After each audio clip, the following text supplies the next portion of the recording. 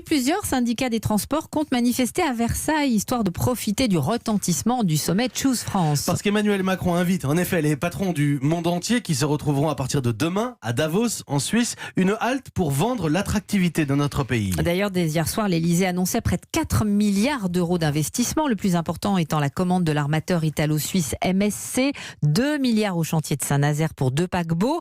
Emmanuel Macron va donc lancer une nouvelle opération séduction tout à l'heure à Versailles et ils seront nombreux à répondre présent, Carole Ferry. Versailles est même devenu un vrai rendez-vous du monde des affaires. 140 patrons s'étaient arrêtés il y a 3 ans. Cette année, ils sont 200. En fait, ça fait partie de ces rares rendez-vous où les patrons du monde entier peuvent se retrouver de manière un peu informelle, dans un cadre plutôt détendu, et c'est important.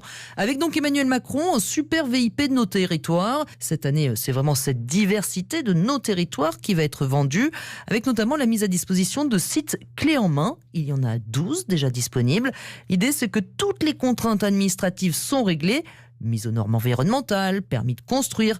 Un investisseur qui veut s'installer n'a plus qu'à bâtir son usine. Je peux d'ailleurs vous dire qu'il y aura de nouvelles annonces d'investissement cette année. Ericsson va annoncer l'ouverture d'un centre de recherche et développement sur la 5G à Massy, avec une centaine d'embauches à la clé. 175 millions d'euros vont être investis dans une entreprise d'élevage de saumon à Boulogne-sur-Mer. Enfin, le labo anglo-suédois AstraZeneca doit annoncer aujourd'hui un investissement de 230 millions d'euros à Dunkerque, où se rend Emmanuel Macron ce matin. Carole Ferry, quant à la banque américaine JP Morgan Chase, elle annonce le rachat d'un deuxième immeuble au cœur de Paris où travailleront jusqu'à 450 salariés. La banque transfère une partie de son équipe londonienne dans la capitale à cause du Brexit.